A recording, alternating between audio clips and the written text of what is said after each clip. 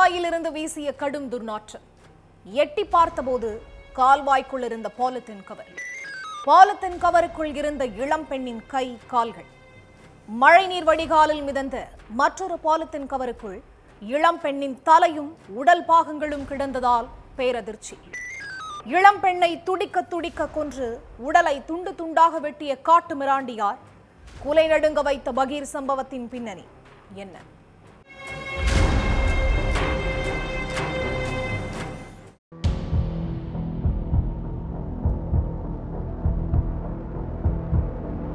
வழக்கம் போல வயலுக்கு போன விவசாயி ஒருத்தருக்கு பக்கத்துல உள்ள கால்வாயில இருந்து கடுமையான துர்நாற்றம் வீசி இருக்கு. என்னடா இது, இப்படி வழக்கத்துக்கு மாறா துர்நாற்றம் வீசுதேன்னு கால்வாய்க்குள்ள எட்டி பார்த்தப்போ ஒரு பெரிய பாலித்தீன் கவர் ஒண்ணு கண்ணுல பட்டிருக்கு. ஏதோ தப்பா இருக்கேன்னு நினைச்ச அந்த விவசாயி உடனடியா போலீஸ் ஸ்டேஷனுக்கு போன் பண்ணி தகவலை சொல்லியிருக்காரு. சம்பவ இடத்திற்கு வந்த போலீஸ் தீயணைப்பு படையினரின் உதவியோட கால்வாய்க்குள்ள இருந்த பாலித்தீன் கவரை எடுத்து பார்த்தாங்க. அதுல இளம் பெண்ணோட கைகளும் கால்களும் துண்டு துண்டா வெட்டப்பட்டு இருந்திருக்கு. கூடவே ஒரு கொலுசும் இருந்திருக்கு. பாலித்தீன் கவர்ல இருந்த கை கால்களை பார்த்து போலீஸ்காரங்களும் ஊர் மக்களும் அதிர்ச்சியில உறைஞ்சு போயிட்டாங்க. சடலத்தோட தலையும் மற்ற உடல் பாகங்களும் கால்வாய்க்குள்ள இருக்குமோ அப்படிங்கிற சந்தேகத்துல திரும்பவும் தீயணைப்பு படையினர் கால்வாய்க்குள்ள இறங்கி தேடுனாங்க. ஆனா அங்க எதுவுமே கிடைக்கல. சுத்திலும் விவசாய நிலங்கள் இருந்ததால கிட்டத்தட்ட 2 கிலோமீட்டர் அளவுக்கு சுத்தி பார்த்ததுல போலீஸ்காரங்க சல்லடை போட்டு தேடி இருக்காங்க. அப்பவும் சடலத்தோட தலையோ உடல் பாகங்களோ போலீஸ் கையில சிக்கல. உடனே சுற்று வட்டாரத்துல உள்ள போலீஸ் ஸ்டேஷன்களுக்கு போன் பண்ணி விஷயத்தை சொல்லி இருக்காங்க. அதுக்கு பிறகு சம்பவம் நடந்த உத்தரப்பிரதேச மாநிலம் நொய்டாவில் உள்ள எல்லா காவலர்களும் அந்தந்த ஏரியாவில் உள்ள மறைவான இடங்கள்லையும் விவசாய நிலங்கள்லையும் தேடுதல் வேட்டையில இறங்குனாங்க.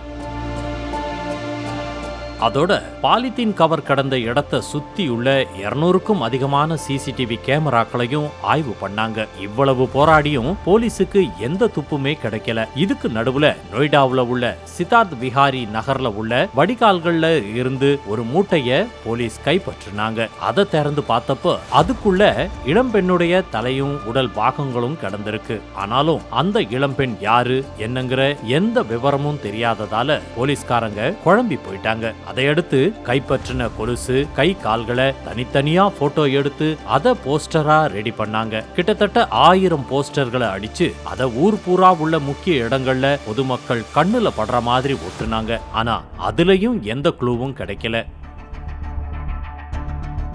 அதுக்கு பிறகு போலீஸ் 9 குழுவா பிரிஞ்சு தீவிர புலன் விசாரணையில இறங்கினாங்க. அப்போ 5ஆம் தேதி நைட்டு 8:30 மணி அளவுல இளம்பெண்ணுடைய உடல் பாகங்களை மீட்கப்பட்ட இடத்துல ப்ளூ கலர் வேன் ஒன்னு ரொம்ப நேரமா சுத்திக்கிட்டு இருந்தது சிசிடிவி கேமராவில பதிவாகி இருந்திருக்கு. அந்த சிசிடிவி காட்சியை கைப்பற்றின போலீஸ் அந்த வேன் யாருடையதுன்னு விசாரிச்சப்ப சத்சங்க அப்படிங்கிற நிறுவனத்தோட வேன் அப்படிங்கிறது தெரிய வந்துச்சு. அதையடுத்து பிரவுலாவுல உள்ள அந்த நிறுவனத்துக்கு போன போலீஸ் நவம்பர் 5ஆம் தேதி இந்த வேனை ஓட்டுனது யாரு, அவர் பேர் என்னன்னு தோண்டி துருவ ஆரம்பிச்சிருக்காங்க. அதுல வேனை ஓட்டுன டிரைவர் பேரு மோனுங்கிறதும் அவரு நேரு நகர்ல வசிச்சுக்கிட்டு வந்ததும் தெரிய வந்துச்சு.